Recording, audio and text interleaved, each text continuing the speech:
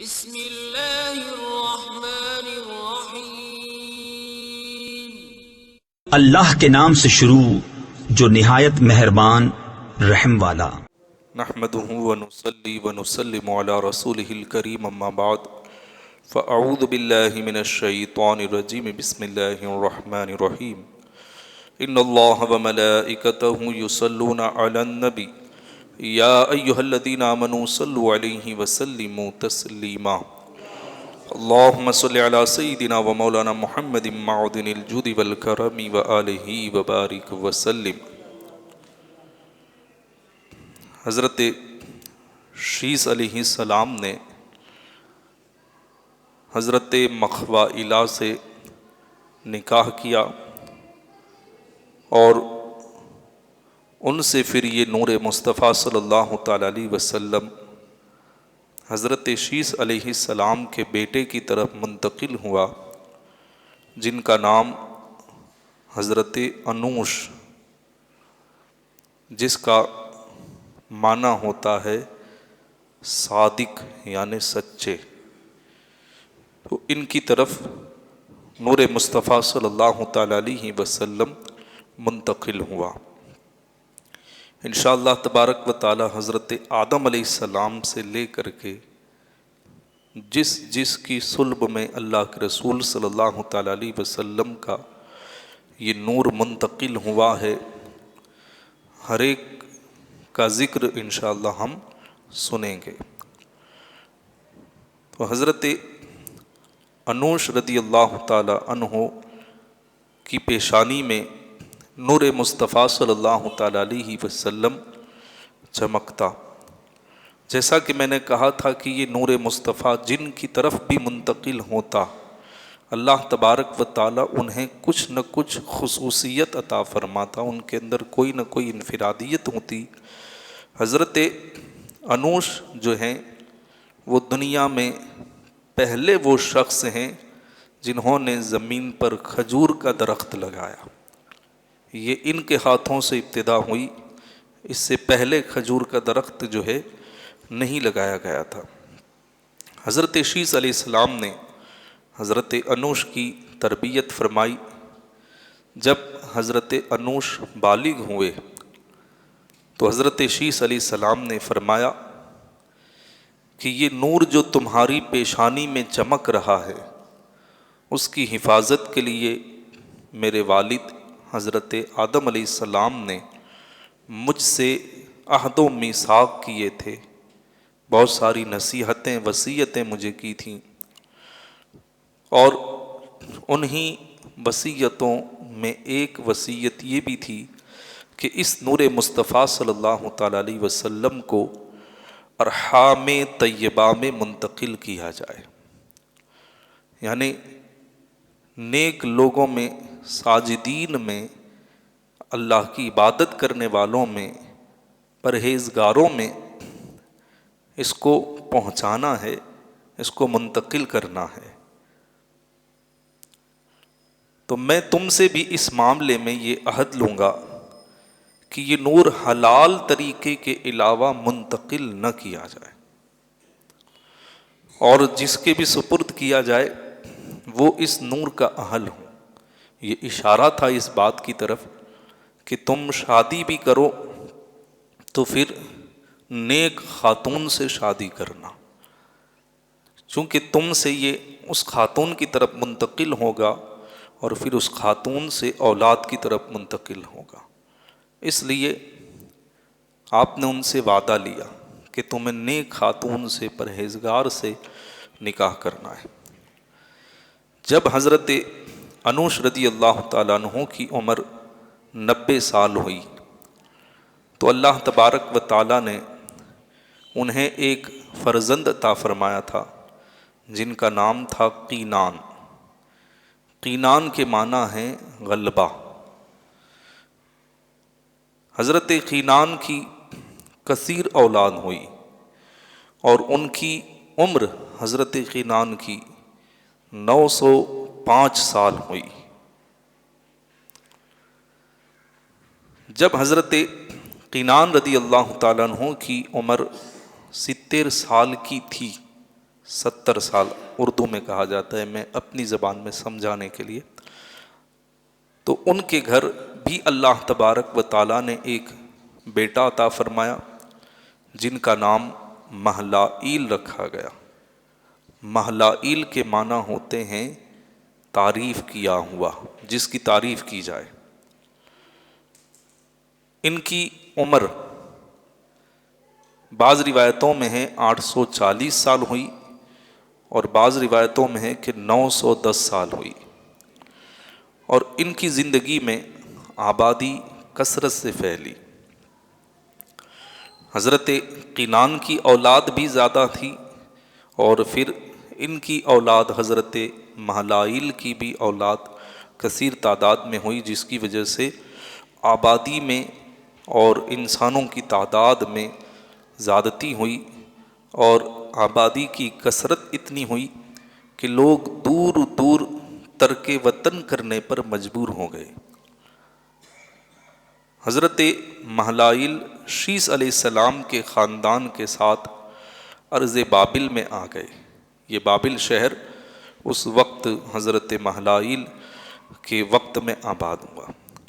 ان کے دور سے پہلے عوام غاروں اور جنگلوں میں رہا کرتی تھی، لوگ غاروں میں رہتے تھے یا جنگلوں میں رہتے تھے۔ آبادیوں کی طرف یہ منتقل ہوئے حضرت مہلائیل کی جو ہے زندگی میں۔ جب مہلائیل کی عمر 65 سال کی ہوئی تو پھر اللہ تبارک و تعالیٰ نے ان کے یہاں ایک بیٹا عطا فرمایا جن کا نام یارد یا بعض روایت میں ہے بارد۔ اس کا معنی ہوتا ہے ضابطہ، قانون۔ تو اللہ تبارک و تعالیٰ نے ان کو یہ بیٹا عطا فرمایا۔ جب ان کی عمر حضرت یارد کی عمر 162 سال کی ہوئی تو انہوں نے بردرا نامی عورت سے شادی کی، اور پھر ان کے یہاں اللہ تبارک و تعالیٰ نے ایک بیٹا عطا فرمایا جن کا نام اخنو یا خنو رکھا گیا۔ اور یہ اخنو یا خنو نام غیر مشہور ہے، اور ان کا لقب بڑا مشہور ہے۔ ان کا لقب کیا تھا؟ ادریس، حضرت ادریس علیہ السلام۔ ان کا اصلی نام اخنو یا خنو تھا، یہ لقب ہے ادریس، اور اسی نام سے زیادہ مشہور ہوئے۔ حضرت ادریس علیہ السلام کی عمر 962 سال کی ہوئی، اور حضرت ادریس علیہ السلام کے زمانے میں ہی بت پرستی کا آغاز ہوا، اور حضرت ادریس علیہ السلام نے بت پرستی کو نیست و نابود کرنے کی ذمہ داری اٹھائی۔ اللہ تبارک و تعالیٰ کی طرف سے انہیں یہ ذمہ داری عطا کی گئی، اور آپ جو ہے اس ذمہ داری کو ادا کرتے رہے۔ حضرت ادریس علیہ السلام کی وفات کا واقعہ بڑا عجیب ہے۔ حضرت وہب ابن منبہ روایت کرتے ہیں کہ حضرت ادریس علیہ السلام نے چونکہ آخرت کا تذکرہ سنا تھا، دوزخ کے حالات سنے تھے، آخرت میں اللہ تبارک و تعالیٰ کی بارگاہ میں حساب و کتاب کے سوالات کے بارے میں آپ کو معلومات تھی، سور پھونکنے کے تعلق سے آپ لوگوں کو بتایا کرتے تھے، اور اللہ نے ان کو یہ سارا علم عطا فرمایا تھا۔ جنت کے بارے میں بھی اللہ تبارک و تعالیٰ نے انہیں علم عطا فرمایا تھا۔ تو ان سب کی وجہ سے ان کا رجحان آخرت کی طرف بہت زیادہ تھا، اور اسی وجہ سے آپ کثرت سے عبادت و ریاضت کیا کرتے تھے۔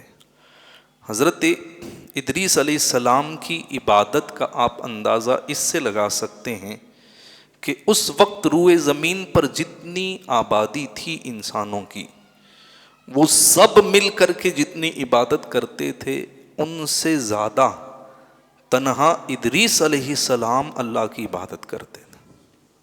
اب آپ اس سے اندازہ لگا سکتے ہیں کہ سارے لوگ مل کے اتنی عبادت نہیں کر پاتے تھے، جتنی حضرت ادریس علیہ السلام تنہا کر لیا کرتے تھے، اور جب یہ عبادتیں اللہ کی بارگاہ میں پہنچتی، فرشتوں میں اس کے تذکرے ہوتے، تو حضرت اسرائیل علیہ السلام، جن کو ہم ملک الموت کہتے ہیں، انہوں نے بھی یہ تذکرہ سنا کہ اللہ کے بندے حضرت ادریس علیہ السلام بہت زیادہ عبادت کرتے ہیں، تو ان کے دل میں شوق ہوا کہ میں حضرت ادریس علیہ السلام سے ملاقات کروں۔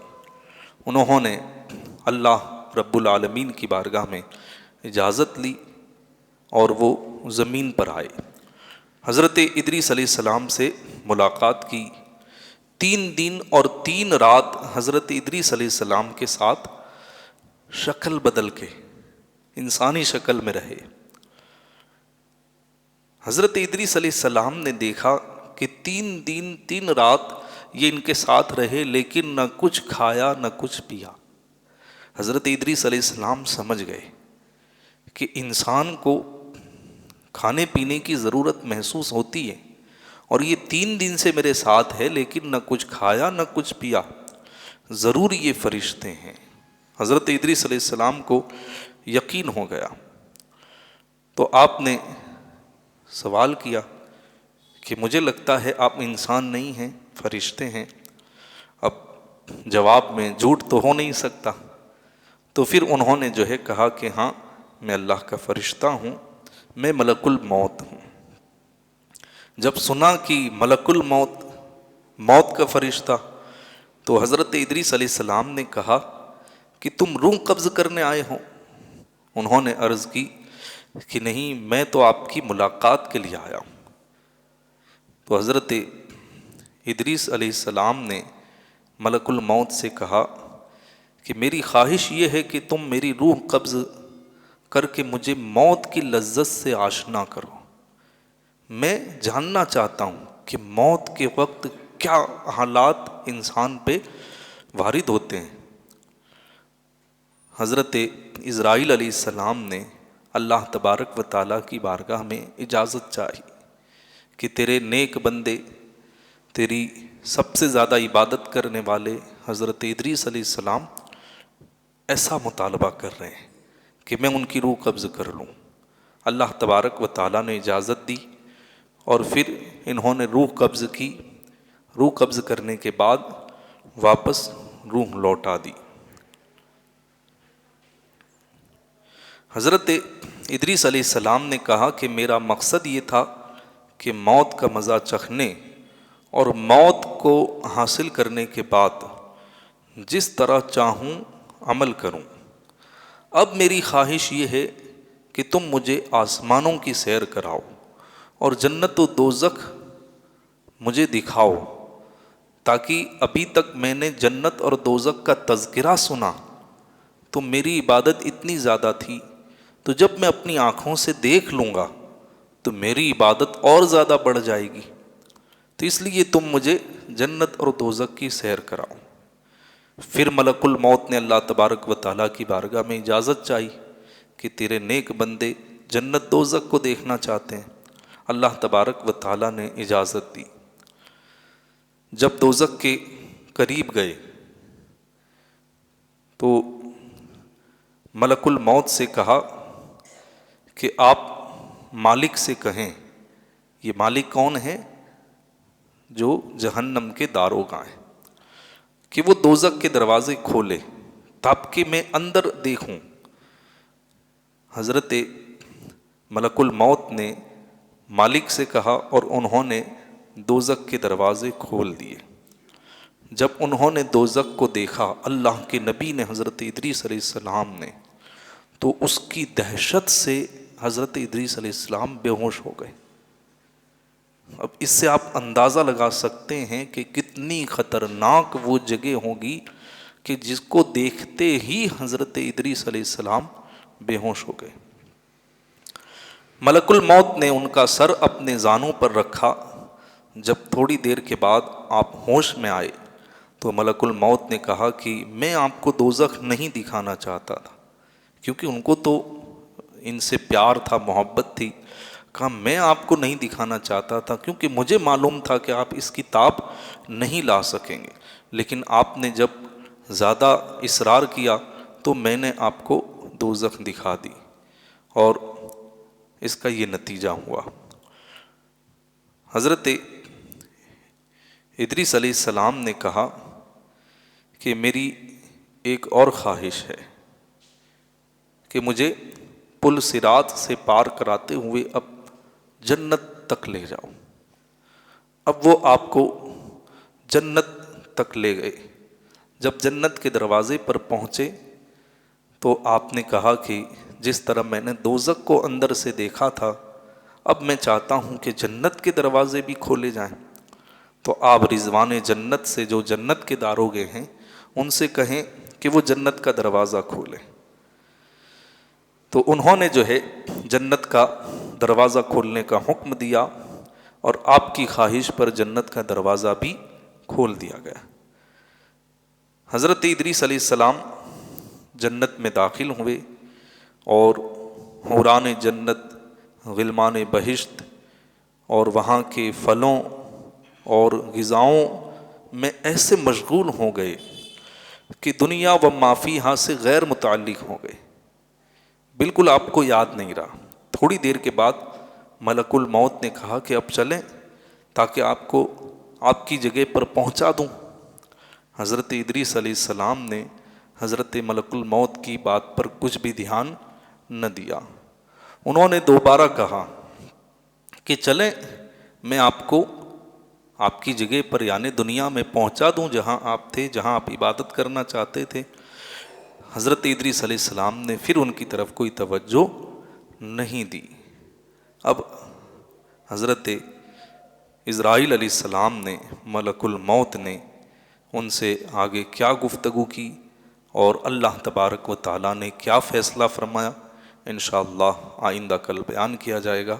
اللہ تبارک و تعالیٰ ہم سب کو نور مصطفیٰ صلی اللہ تعالیٰ علیہ وسلم کے فیضان سے مالا مال فرمائے۔ السلام علیکم ورحمۃ اللہ وبرکاتہ۔